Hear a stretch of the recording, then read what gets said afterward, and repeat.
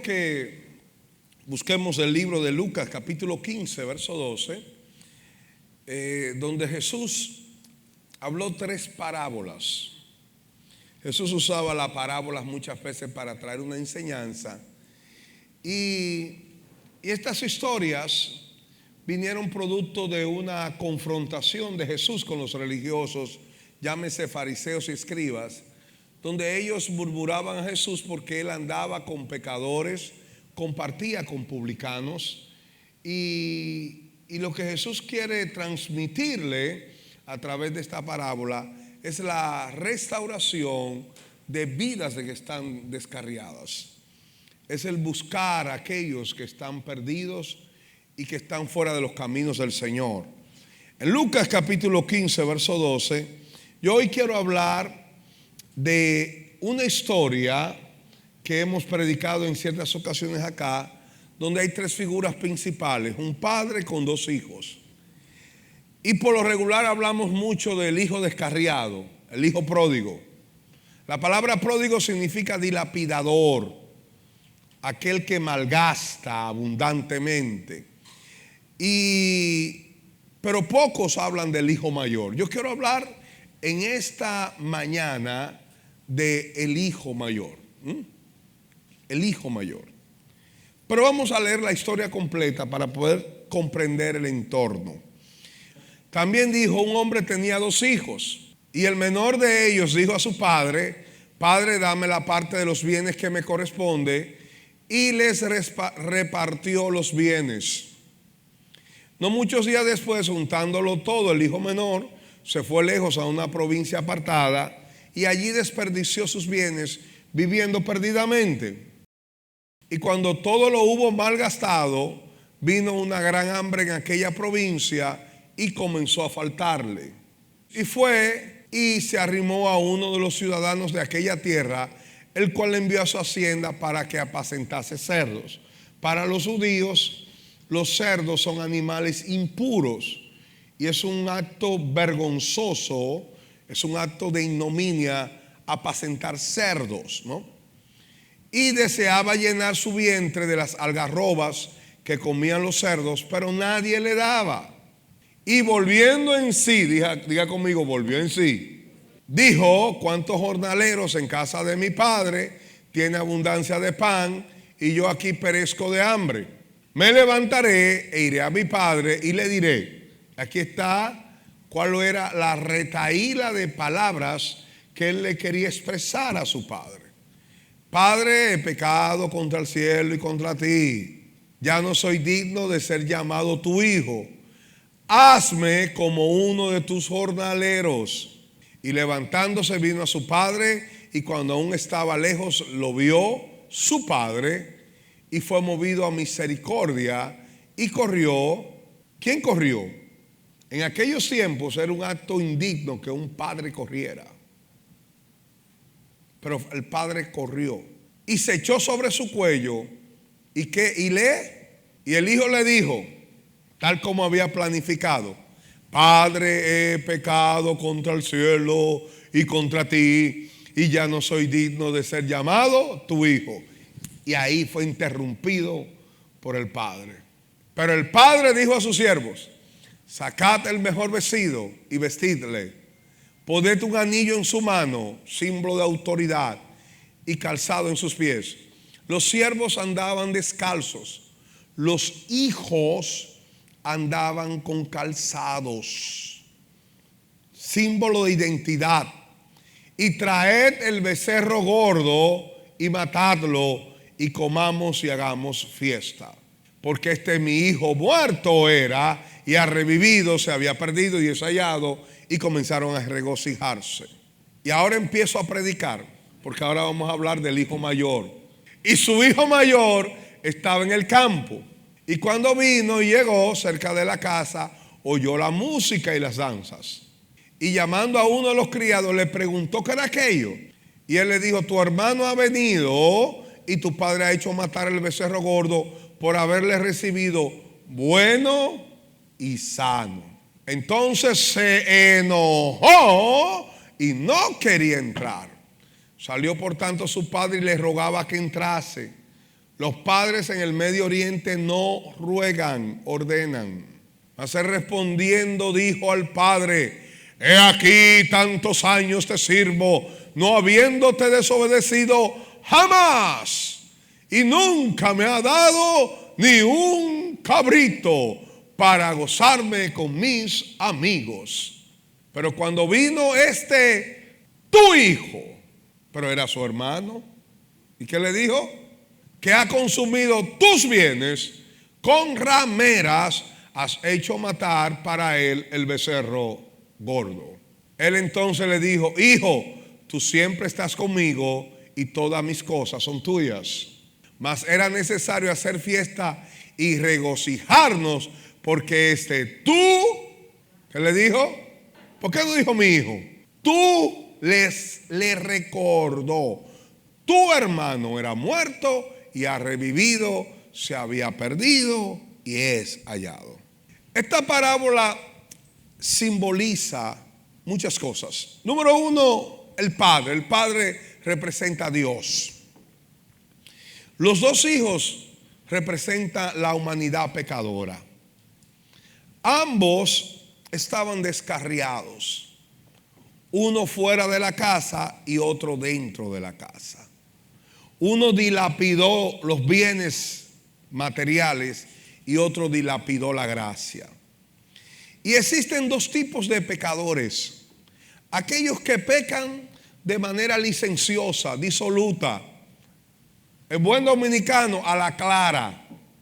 Viven una vida de pecado, sin tapujos, sin límites, de manera desvergonzada, descarada. Ellos saben que están mal.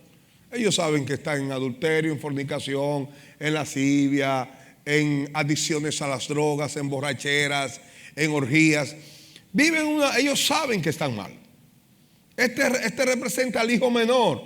Él se fue a vivir perdidamente fuera del alcance de sus padres.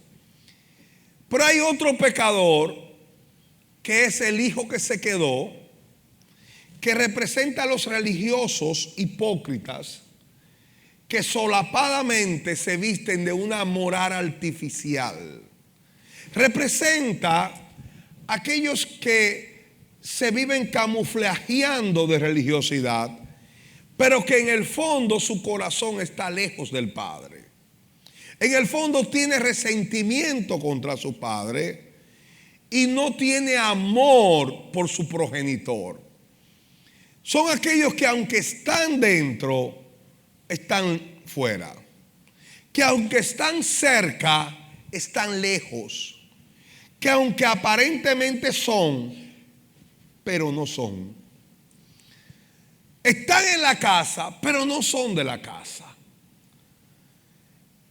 Viven con el Padre, pero no tienen el espíritu del Padre. Son y representan los fariseos. Vemos en él una actitud orgullosa y arrogante. Él llega y pregunta qué son estas celebraciones, qué es este escándalo, qué es lo que está pasando. Y dice que él supo que su hermano menor había llegado y que había sido recibido sano, en buen estado. Y dice que se enojó. En él había un resentimiento contra el padre. Y si leemos el verso 29, dice que estaba tan enojado que no quiso ser parte de la fiesta. Y el padre empieza a rogarle. Y aquí vemos por la respuesta del hijo mayor que él tenía un resentimiento solapado y oculto contra su progenitor.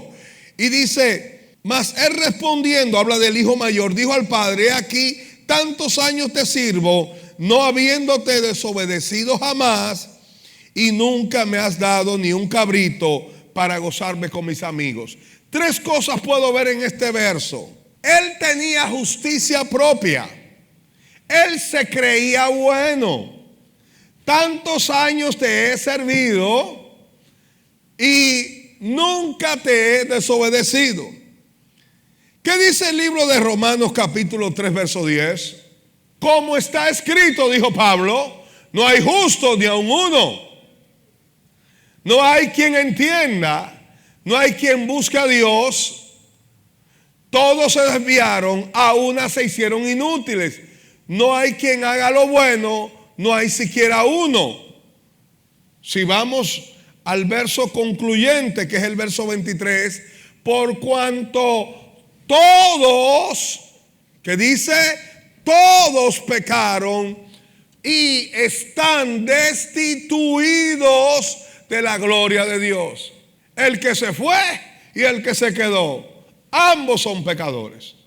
Uno de manera abierta, otro de manera oculta. Todos pecaron. Y esto lo podemos ver en nuestro propio ambiente. Personas que son pecadoras, que viven una vida disoluta, una vida loca, como dicen algunos, pero algunos que se autoproclaman los íntegros, honestos y puros. Y lo podemos ver a través de las redes, personas que son murmuradores, criticadores, señalan, son tremendos señalando los defectos de los demás, pero ellos se proclaman un dechado de virtudes. Y la realidad es que todos somos pecadores. Y la realidad es que todos somos malos. En nosotros mismos estoy hablando. Si algo bueno hay en mí, se lo debo a Jesús. Esa es la verdad. Porque muchos de los que hoy señalan y critican y dice fulanito es un ladrón, fulanito es esto, pero a la hora que le den un carguito, entonces veremos lo que hay en el corazón. Porque la naturaleza del hombre es de continuo hacia el mal, porque el hombre es pecador, porque el hombre sin Cristo está atado al pecado y es irremediablemente arrastrado tras la iniquidad. ¿Cuántas personas se autoproclaman ser mesías de la honestidad? Hemos visto la historia, cómo supuestos libertadores entraron a sus naciones levantando, enarbolando la bandera de la decencia, de la pulcritud, de la democracia, para convertirse en los más crueles dictadores. Está en nuestra historia. Muchas veces las personas que parecen ser los más moralistas terminan siendo los más perversos, los más crueles. Aquellos que se levantan muchas veces como revolucionarios de sus tiempos, una vez en el poder se convierten en los peores dictadores. Porque la Biblia no se equivoca. La Biblia lo habla de manera explícita. Todos pecaron y todos están destituidos de la gloria de Dios. No hay un solo justo, no hay un solo bueno.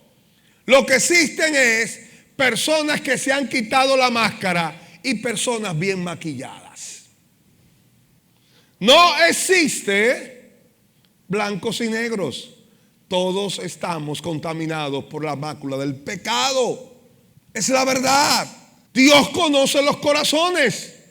Dios conoce las motivaciones del alma. Dios puede ver lo que hay en nuestro interior. Dios conoce nuestras motivaciones malsanas. Y Él mismo dijo, he visto a todos los seres humanos y todos son malos. El problema del hijo pródigo es que se fue de la casa del padre, pero tenía una condición favorable. Él sabía que estaba mal. Pero el que se queda en la casa tiene justicia propia. En otras palabras, él se cree bueno. Él puede decir, todos los años te he servido y nunca te he desobedecido. Nunca me he descarriado. Siempre he sido un buen cristiano.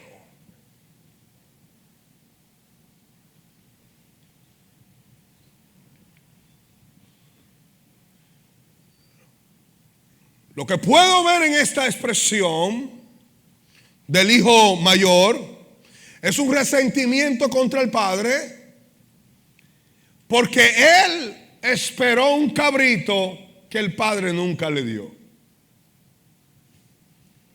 ¿Qué representa el cabrito? El cabrito representa eso que tú estás anhelando y pidiéndole a Dios. El cabrito representa esa bendición que tú esperas ansiosamente. El cabrito puede ser una puerta que está cerrada, o puede ser una condición que no se ha realizado, algo que tu corazón espera, pero que tú no entiendes por qué Dios no te lo ha concedido, a pesar de que tú eres tan buen cristiano. Tú entiendes que tiene los méritos necesarios. Viene a la iglesia, estás en la casa, no te fuiste, y entiendes que Dios se debe a ti y que esa bendición tú te la has ganado por la forma como tú te has comportado. El padre no le dio el cabrito al hijo mayor simplemente porque si le concede el cabrito, él entiende que esa bendición es producto de su propia obra y de su propia benevolencia y no de la pura gracia de Dios. Todo lo que Dios nos da no nos ha sido concedido porque lo merezcamos, sino porque Dios nos ama y en su gracia Él nos imparte sus bendiciones. Muchas personas no han recibido sus cabritos porque ellos han entendido que tiene los créditos necesarios para recibirlo. Y Dios no puede entregarlo porque más que una bendición sería una causa de enorgullecimiento y de arrogancia en tu vida. Pero cuando tú has entendido que si hoy estás en pie es por la pura gracia de Dios.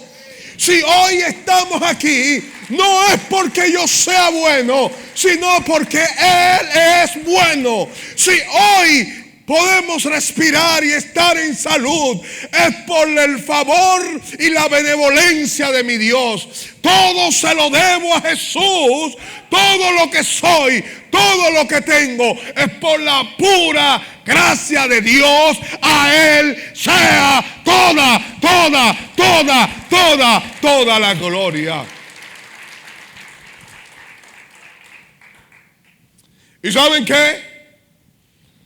Aunque no lo decimos de manera explícita, pero ocultamente en nuestro espíritu tenemos raíces de amargura contra Dios, como lo tenía este hijo mayor. ¿Por qué, Señor? Si yo soy tan buen cristiano, el aumento de salario se lo dieron a ese compañero mío, sí, que es un adúltero, que yo sé que sale con la secretaria, que no te teme, que se burla de ti, y yo que soy bueno. Cuando pedí que me promovieran, me negaron. A pesar que puse al grupo de oración de intercesión de triunfadores a orar por mí, que puse al pastor para que orara por mí, a pesar de que oro una hora diaria, porque hay gente que creen que la oración es una forma de torcerle el brazo a Dios. Ellos creen que esto es una especie de trueque espiritual. 3 horas de oración, una contestación divina. Es como si fuese un refrigerador de expendio de Coca-Cola, donde tú entras a la oración y Dios te da una Coca-Cola de respuesta. Así no funciona. Dios no bendice, no por lo tanto que tú oras, sino como está tu corazón. Porque cuando tú recibes la bendición de Dios y Dios imparte su favor sobre ti, y tú puedas decir: ¿por qué pusiste un anillo en mi dedo? ¿Por qué colocaste un calzado en mis pies? ¿Por qué Dios me ha dado este ropaje si yo no soy digno de ser llamado tu hijo? Recíbeme como uno de tus jornaleros. Queridos hermanos en Cristo, nosotros no merecemos ser salvos. Nosotros no merecemos ser perdonados. Nosotros no merecemos recibir el favor de Dios. Nosotros no merecemos la salvación. Nosotros no merecemos servirle. Nosotros no merecemos adorarle. Nosotros no merecemos respirar el aire que solamente le pertenece a Cristo. Todo lo que soy y todo lo que tengo se lo debo a Dios por su favor y por su gracia. A Él sea toda la gloria. Aleluya. Aleluya, mi Señor.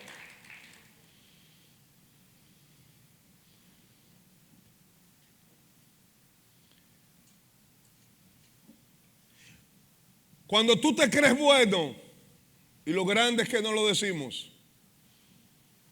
tú miras con desprecio a tus hermanos que caen.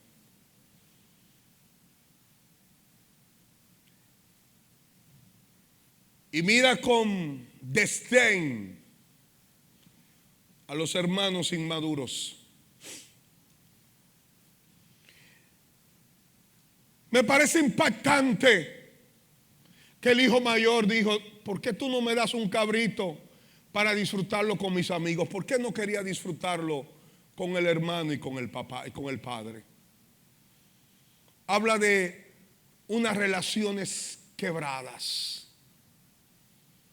Las personas que se creen buenas siempre tienen problemas en las iglesias. Siempre viven criticando a los hermanos. Porque como ellos son buenos y son los perfectos,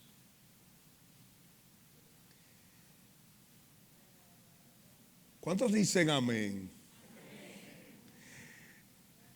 Cuando el hermano mayor le preguntó al muchacho, porque según la versión original, cuando él llega al jolgorio y escucha la fiesta, y le pregunta al joven, la palabra que era muchacho: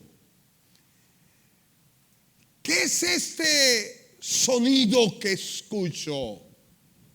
Él le dijo, y dice que por la forma como está escrita, dice MacArthur, parece que fue incisivo en su pregunta: ¿qué ocurre? ¿Qué pasa aquí? Dime.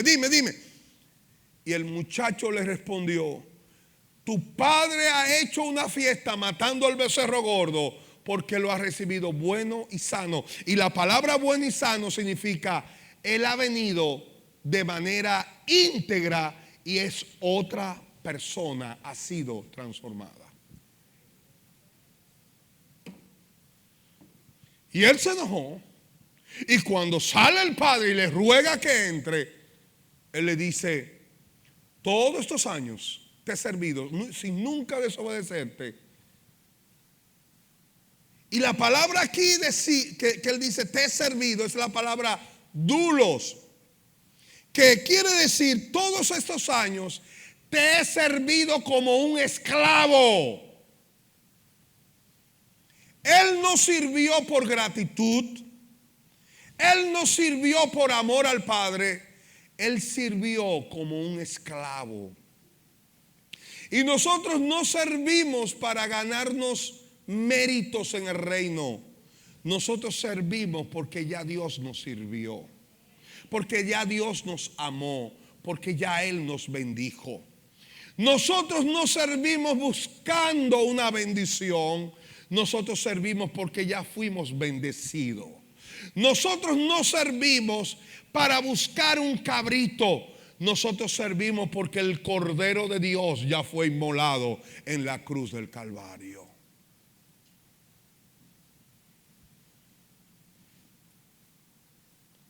¿Por qué muchas personas tienen cabritos retenidos? Porque en el fondo creen que ellos merecen que Dios se lo dé.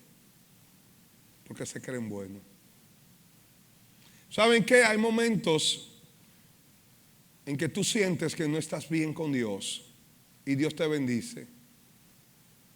Y cuando Dios te da lo que pides, tú dices: no te entiendo, Señor, ¿por qué ahora que te he fallado, tú me estás impartiendo tu favor?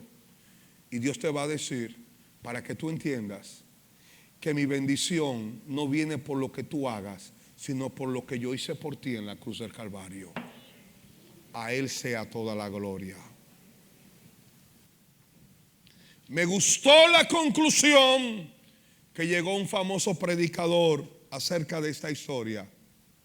Y él decía, estos tres personajes principales en la parábola del hijo pródigo: el padre, el hijo menor que se va y el hijo mayor que se queda, son la misma persona. El que se va representa la vida de un hombre antes de Cristo, viviendo disolutamente. Pero una vez el Señor tocó su corazón y cambió su vida, a pasar los años, se sintió enorgullecido porque vio la gloria que había recibido y vio que ya él era distinto a los demás. Y empezó a mirar a sus hermanos con menosprecio. Entonces Dios lo pasa por un proceso de quebrantamiento para que no mire a los que caen con menosprecio, sino con misericordia. Y terminó teniendo el corazón del Padre. La vida cristiana es un proceso donde empezamos siendo el hermano mayor para terminar siendo una persona con el corazón del Padre. Muchas veces yo me he visto representado en estos tres personajes. Cuando le fallo a Dios como el hijo menor. A veces cuando me siento muy justo, muy bueno, y miro a los demás como pastores inferiores, como personas que no tienen toda la revelación de la palabra, como personas inexpertas, como personas inmaduras, y lo miramos con menosprecio y lo miramos con arrogancia. Pero una vez Dios nos quebranta, entonces ya no estamos mirando con desdén, ahora miramos con misericordia. Quiero preguntarte, ¿a quién te pareces? ¿Al hijo mayor? ¿O al hijo menor? ¿O al padre? El hijo menor llegó porque tenía hambre. El hijo mayor se enojó porque dijo, este gastó su herencia y ahora viene a mi casa a gastarse la mía. Los dos pensaron en sí mismos, pero ninguno de ellos pensó en el Padre. La mayor bendición que puede tener un ser humano no es tener herencia, no es tener casa, no es tener posesiones, no es poseer patrimonios. La mayor herencia es tener al Padre, al Dios Santo en su vida, en su corazón, la presencia de Jesús. A Él sea toda la gloria. Aunque Dios no haga detener esta pandemia, aunque Dios nos sane nuestros cuerpos, aunque Dios no envíe maná del cielo, aunque Dios no haga salir agua de la peña, aunque Dios no produzca que los pedernales produzcan miel, aunque Dios no mate al faraón y aunque Dios no aperture el mar rojo, con todo yo voy a adorar a mi Dios, con todo voy a levantar mis manos y voy a exaltarle, porque Dios es bueno y para siempre son sus misericordias. A Él sea toda la gloria.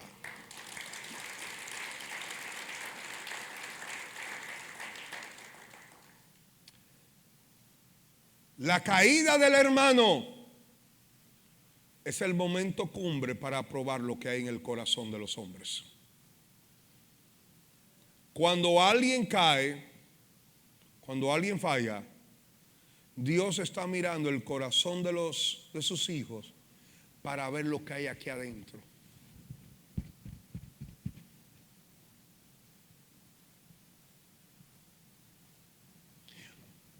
Porque si el hermano se arrepiente, si el hermano puede deponer su actitud, y no hay gozo en nuestro corazón, entonces estamos llenos de orgullo, de un espíritu de autosuficiencia y de arrogancia. Pero cuando el hermano es restaurado y tenemos gozo, es porque nosotros tenemos el corazón del Padre y prima la misericordia. Es la caída del hermano, es la caída del hermano, la prueba de Dios para ver lo que hay en nuestros corazones.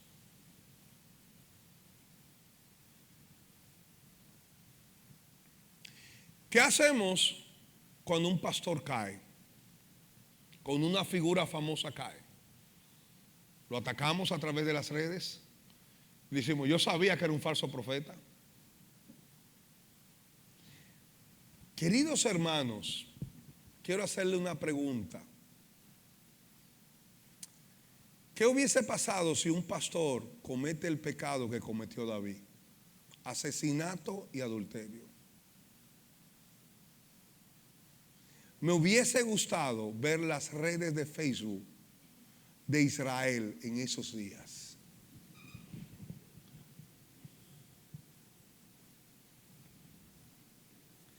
Le doy gracias a Dios. Yo no estoy justificando el pecado. El pecado tiene consecuencias. El pecado es una ofensa contra Dios. Pero estamos en una posición donde nosotros no somos dioses, donde nosotros no somos jueces. Dios es el juez, Dios es el Señor, Él castiga. Nosotros lo único que tenemos que hacer, Señor, misericordia.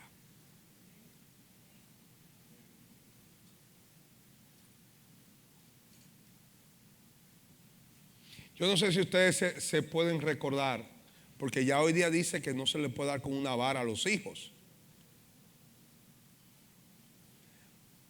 Pero yo creo en disciplinar y de vez en cuando darle con una vara. Pero yo recuerdo que a veces el padre venía y le daba.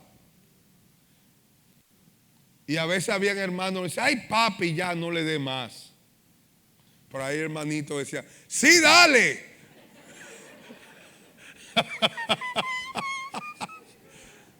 Dale duro, papi.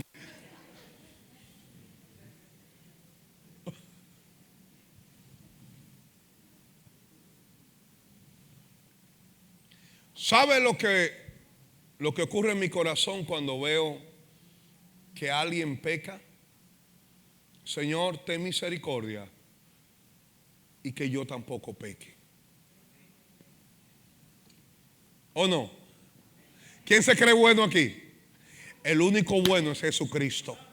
El único grande es Jesús. El único que es santo es Dios. El único que merece la gloria es Dios. A Él sea todo el poder. A Él sea todo el dominio. A Él sea toda la alabanza. A Él sea todo.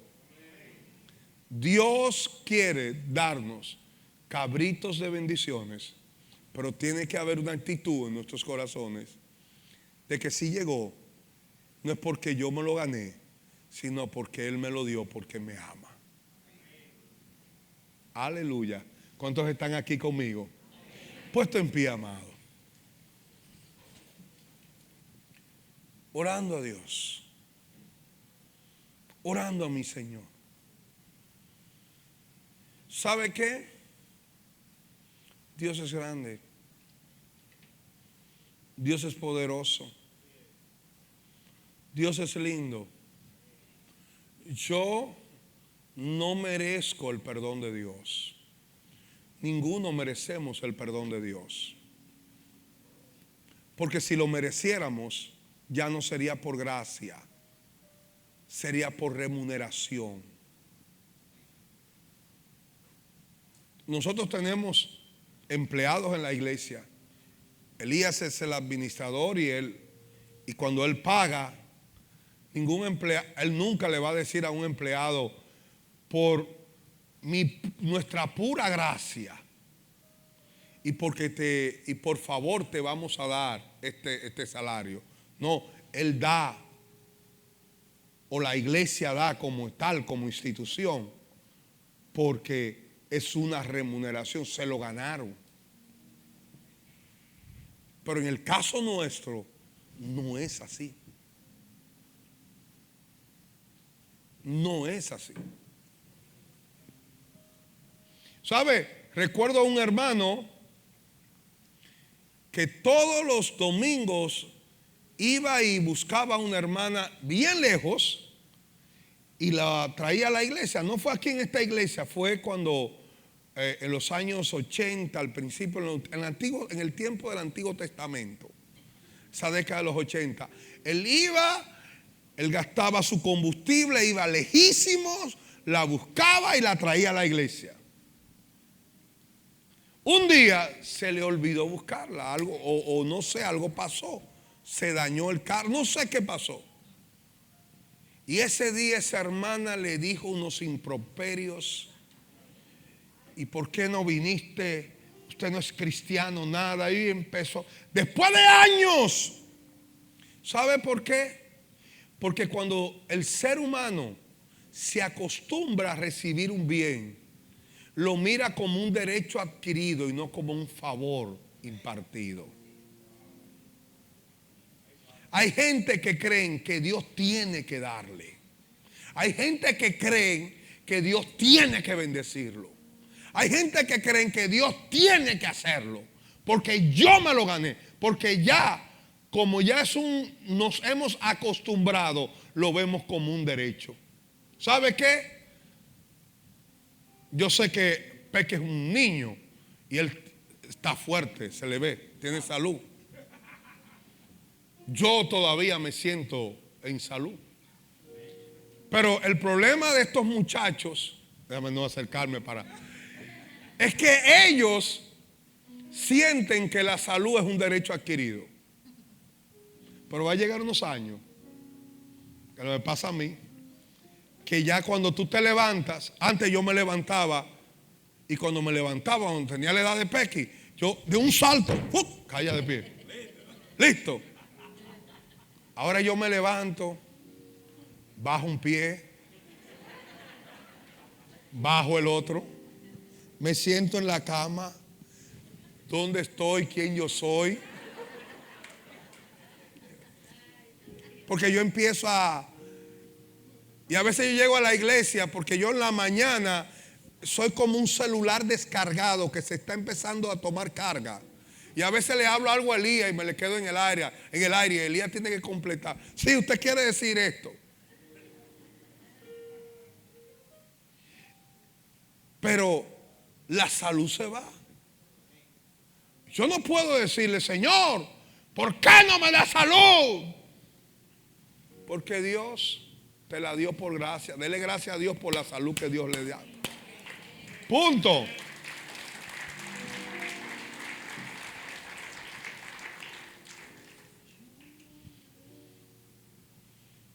Por eso hay padres que mandan a los hijos a trabajar jóvenes, para que ellos entiendan que todo lo que han recibido no es que ellos se lo merezcan, es que cuesta. Y muchas veces nosotros pensamos que Dios tiene deberes con nosotros. Dios no tiene deber con nosotros. Dios no te debe nada. Es más, Dios a Elvis no le debe nada. Yo me debo a Él.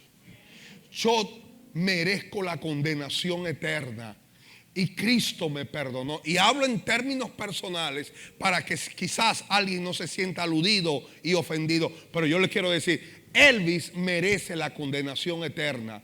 Elvis no pudo salvarse por sus propias obras, por lo tanto debió ser desechado por Dios por toda la eternidad. Mas Dios mostró su misericordia y su amor, que en su tiempo envió a su Hijo Jesucristo a morir en mi lugar en la cruz, y por lo tanto me dio el perdón de mis pecados, me dio una nueva fe, me dio un nuevo nacimiento, me dio asignación, me glorificó, puso sobre mí su justicia, me santificó, lo tengo todo. Soy feliz porque tengo a Cristo, y el que tiene a Cristo tiene la vida, y el que tiene la vida puede gozarse y adorar a Dios.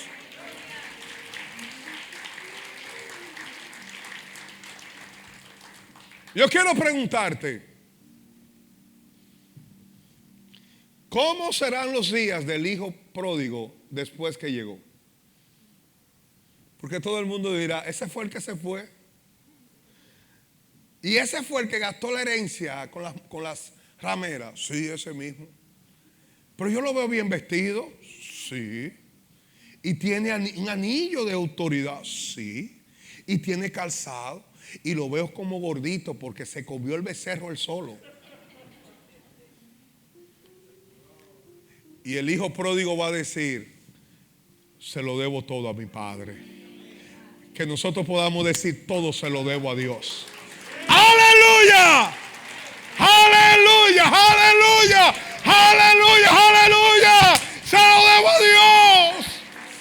Lo que soy se lo debo a Dios. Su gracia, la familia, los hijos, la gracia, la justicia, la misericordia, se lo debo a Dios. Dios nos ha defendido de nuestros enemigos. Aunque el enemigo se ha levantado como las muchas aguas, Jehová ha levantado bandera de victoria. Jehová acampa alrededor de los que le temen y los defiende. Muchas son las aflicciones del justo, mas de todas ellas lo librará Jehová. Él me ha perdonado, Él ha sanado mi cuerpo, Él me ha bendecido por mi obra, no por su amor y su gracia, que me corresponde adorarle y servirle a Él, a mi Dios, a mi Dios, a mi Dios. Porque todo se lo debo a Él. Todo se lo Dígalo. debo A Él. Todo, todo, todo. Todo se lo debo a Él. Casa, Y mi familia. todas mis canciones. Todas mis canciones. Todo. Todo se lo debo a Él. ¿Cuántos pueden decir: todo se lo debo a Dios? ¿Cuántos pueden decir ahora? Sigue la música. Nada de lo que soy, de lo que tengo, es por mi propio esfuerzo. Todo se lo debo a Él. Quizá usted me dice: pastor, yo soy ingeniero. ¿Quién te dio la inteligencia? ¿Quién te dio la oportunidad? Te lo dio Dios. Aleluya. ¿Quién te perdonó tus pecados? ¿Quién te dio la gracia? ¿Quién te dio la inteligencia? ¿Quién te dio la virtud? ¿Quién te ha dado la salud? ¿Quién te ha dado las fuerzas? ¿Quién te ha dado el becerro gordo? ¿Quién te ha dado la posición? ¿Quién te ha dado la autoridad? ¿Quién te dio la libertad? Te lo dio Dios. Así que adórale, vamos, adórale. Aquí no se cobra por adorar. Adórale, adórale. Se lo debo A Él. todo se lo debo A Él. mi vida y sustento, mi fuerza, mi esperanza, Todo se lo debo a Él.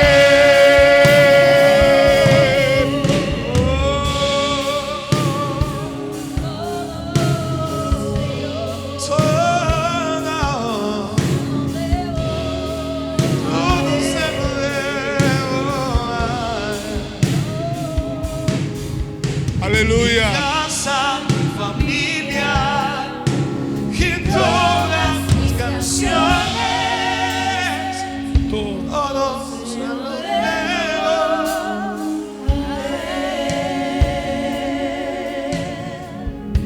Cuando tenía 13 años, yo era un joven traumatizado. Cuando me convertí al Señor, era tan tímido y tan temeroso que le dije: Señor, ven a mi corazón, pero nunca me pidas que predique tu palabra, porque soy muy vergonzoso para predicar. Es lo único que no voy a hacer. Pero en lo demás, limpiar la iglesia, regar tratados, todo lo voy a hacer, menos predicar.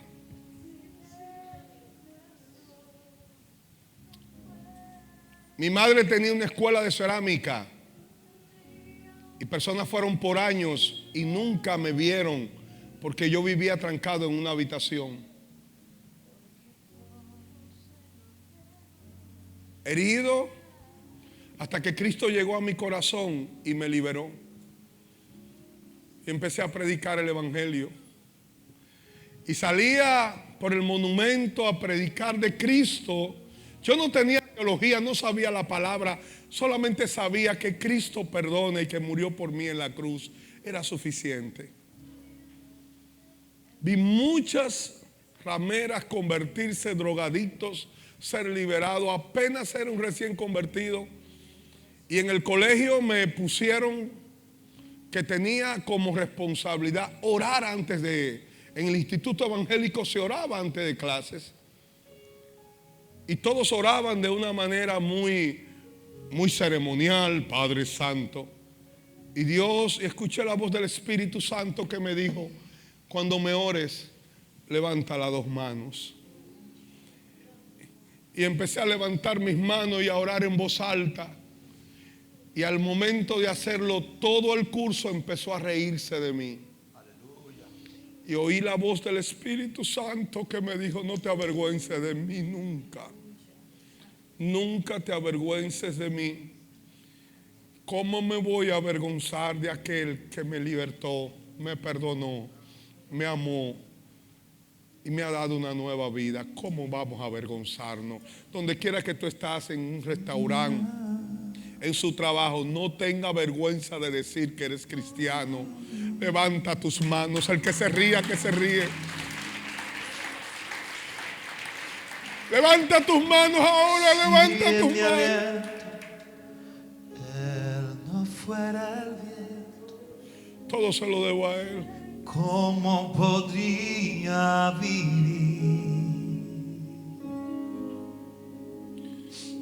Y si de mi corazón no fuera Él el centro, habría un vacío en mí. Gracias. Porque todo se Se lo lo debo debo a Él.